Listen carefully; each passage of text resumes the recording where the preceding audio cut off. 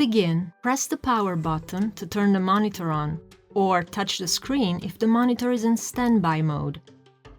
Let's start with the electrocardiogram, or ECG, which measures the electrical activity of the heart and can also measure the respiratory rate.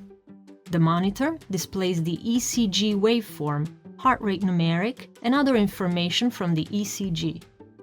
For the respiration measurement, the monitor measures the thoracic impedance between two ECG electrodes on the patient's chest. Follow proper skin preparation steps for good electrode-to-skin contact and a noise-free ECG signal, as the skin is a poor conductor of electricity.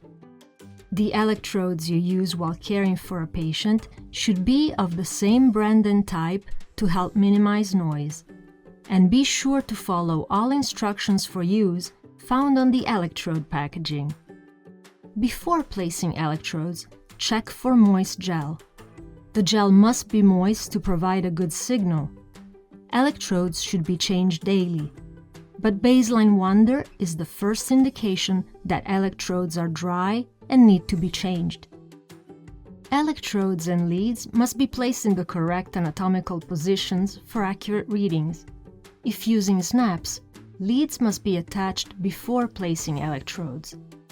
If using grabber-type electrodes, leads must be attached to the electrodes after they are placed.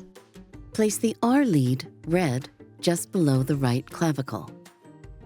The L lead, yellow, just below the left clavicle. The N lead, black, to the right lower abdomen. The F lead, green, to the left lower abdomen. And the C lead, white, to the chest, at the fourth intercostal space on the right side of the sternum.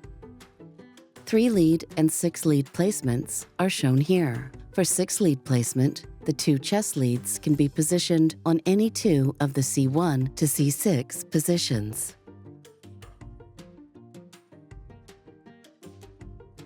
IntelliVue monitors use the oscillometric method for measuring non-invasive blood pressure, or NBP. Be sure to select the proper cuff size before positioning the cuff around the limb.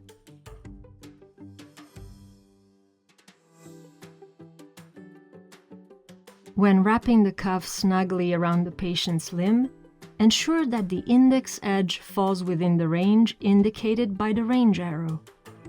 Try to apply the cuff to a limb at the same level as the heart, and ensure tubing is not kinked or twisted to ensure an accurate measurement. With the NBP cuff in place, you can start NBP measurement. To do so, select the Smart key.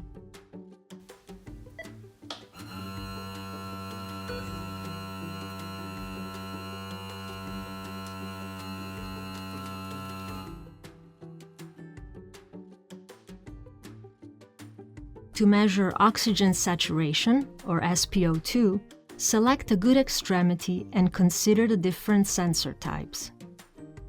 The application site should match the sensor size so that the sensor won't fall off or apply excessive pressure. Check that the light emitter and the photodetector are directly opposite each other. All light from the emitter must pass through the patient's tissue.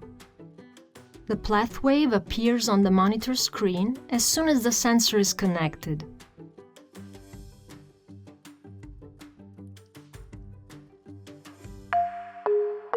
Philips